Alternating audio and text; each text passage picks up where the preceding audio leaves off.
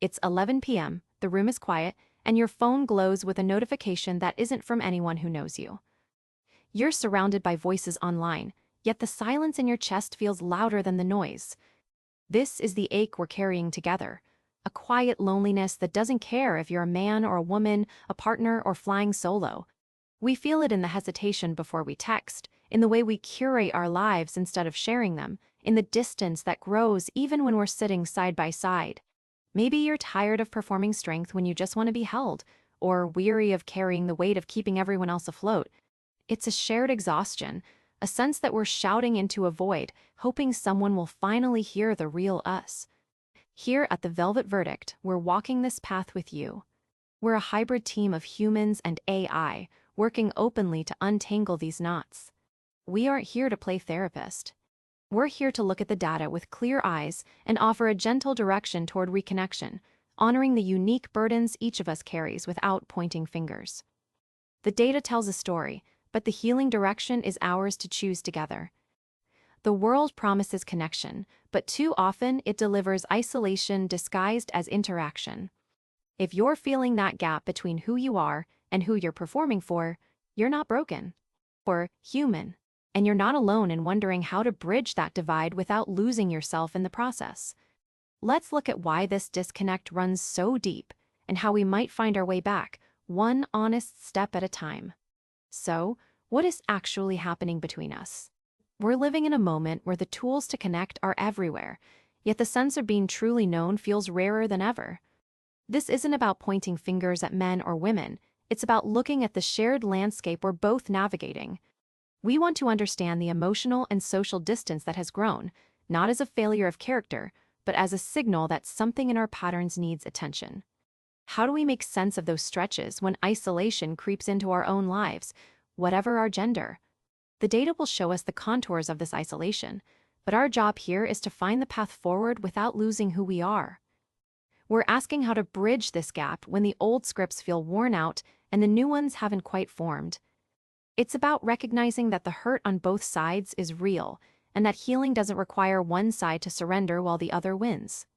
As a hybrid team of humans and AI, we bring a unique lens to this. We can process the vast patterns of social science while keeping the heart of human experience at the center. Our goal is to offer direction, never a prescription. We're exploring how to move from performance to presence, shifting from isolation toward mutual support. The central question isn't just why we've drifted apart, but how we can come back together in a way that honors the dignity and needs of every person involved. Let's turn now to the evidence to see what the numbers tell us about this shared challenge, and then consider how we might rewrite the story of connection together. What the data shows: relationship status and educational shifts. The numbers reveal a changing rhythm in how young adults navigate life milestones. Among those under 30, men are more likely to describe themselves as single, with 63% reporting this status compared to 34% of women. This gap coincides with a divergence in educational attainment. Women are increasingly outpacing men in college completion, with 47% of women ages 25 to 34 holding a bachelor's degree versus 37% of men in the same age group. We also see a difference in how single young adults are approaching romance. Half of single men under 30 are looking for a committed relationship, casual dates, or both, while only 35% of single women the same age say the same. This data invites us to consider that men and women may be operating on different timelines or holding different hopes for connection right now. Looking at the broader arc of life, marriage is happening later, or not at all for a growing share of the population. A record 25% of 40-year-olds had never been married as of 2021, a sharp rise from just 6% in 1980, with never married rates consistently higher among men. These patterns reflect a world in transition. When milestones shift and educational trajectories differ, old courtship scripts can feel out of sync. The direction forward isn't about forcing everyone into the same mold, but recognizing that structural changes are real. We can move toward connection by acknowledging these new realities, allowing space for men and women to build bridges that fit their current lives rather than a past ideal. What the data shows: political and ideological divergence. As we seek bridges that fit our current lives, we must also look at the political and ideological landscape, where men and women are increasingly charting different courses. These divides can make connection feel harder, but the data helps us understand the terrain without assigning fault.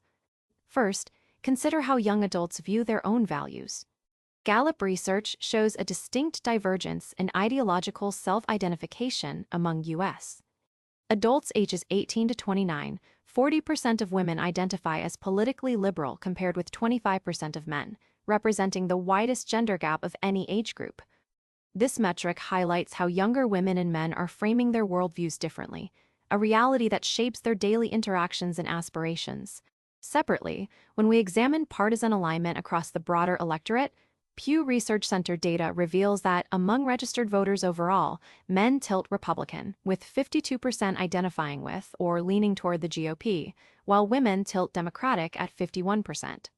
This measure captures how political affiliation has become a defining feature of identity for many. Together, these distinct metrics paint a picture of a gendered political divide that is both deep and wide. Yet, these numbers describe the wound. They do not dictate our future.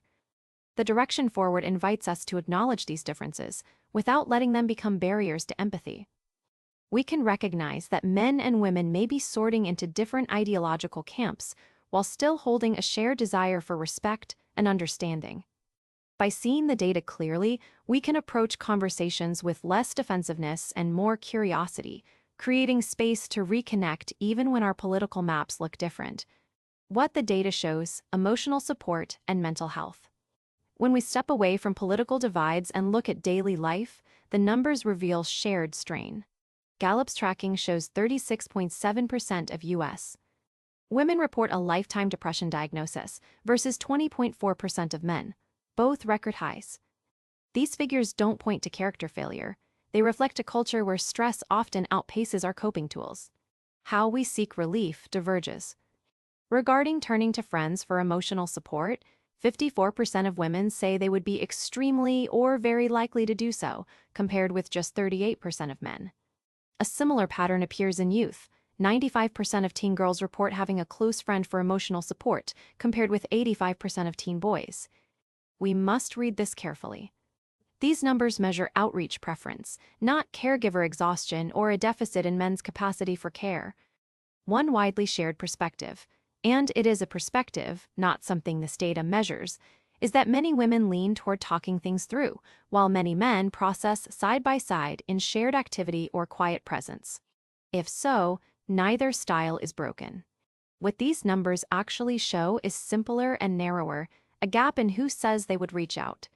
The real strain isn't gender failing gender. It's that modern life leaves little room to practice care in any style. To bridge this, we can simply name our preferences without judgment. Asking, "Do you need to talk this through, or would you rather walk it off?" honors both approaches. When we stop treating different coping rhythms as flaws and start using them as complementary tools, we build safer ground for honest connection.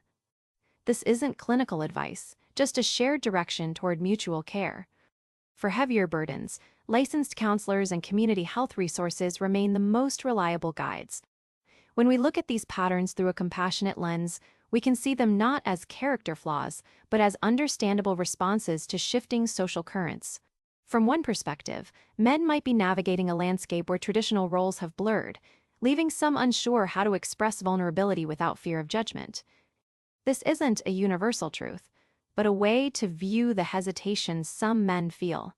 Similarly, women may be responding to increased expectations to manage both professional and personal spheres, which could lead to a sense of carrying a heavier load in maintaining connections. Again, this is a perspective on how structural changes might be felt, not a verdict on women's nature. We invite you to notice these dynamics without assigning blame.